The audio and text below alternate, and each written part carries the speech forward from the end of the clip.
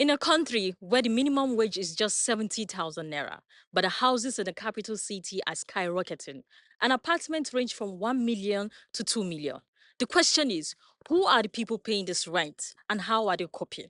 The conversation on the street today is housing prices in Abuja and the coping mechanism. We hear opinions from the street. First of all, the reason is because simple economics has it that when the demand for something is very, very much and the supply is not as much as the demand, then of course the prices will go up.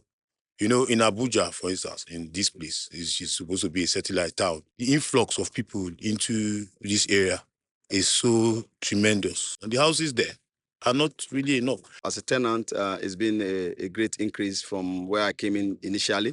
When I came in, the flat I took was around 500,000, but as we speak now, it has gone more than 400%. We're looking at about 2 million to 2.5 million.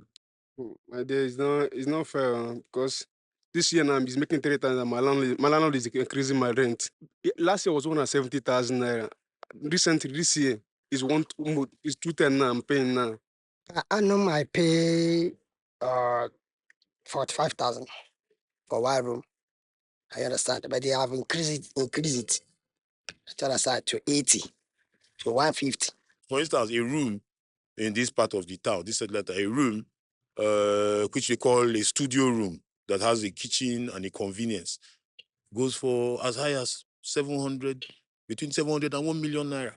And a one-bedroom flat, which has a living room and a room with the convenience as well as the kitchen, goes for between 1.5 and 2 million.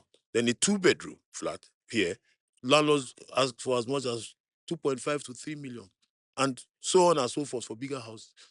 In response to the minimum wage and how it aligns with the current rent, it's too exorbitant for a normal people within the minimum bracket to cope with. It's really not fair, considering what people take, considering the value, the salary, the take-home pay that Nigerians get, and even those who work for private companies who actually earn much more than the minimum wage of 70,000, 75,000 Nigerian naira. Cannot afford to pay for these things. So because they really have to make do, you see families that put money together to live in a flat that should ordinarily take 3 people. You see 6 people squeeze into the place. I think it's a combination of the two. Government does not have enough housing units to accommodate people. So the disparity between the government houses and the private owners too actually has the same problem that necessitated them to increase this stuff. So if the government wants to come in now, they can have their own units and people can make a choice. But currently now we have more private than the one that is government. Nigeria has a deficit of 21 million houses. So if the federal government can build 21 million houses, then it will affect the price downward. Sometimes some greedy agents, they have a certain percentage that they collect in the event they bring clients or someone who rents the house from the landlord. They take 5%. Now they've increased it to 10% because almost everything over the years has gone up. So they take 10% as against 5% they take before. But yes, it still affects them. It still affects agents. It still affects us because the patronage is low.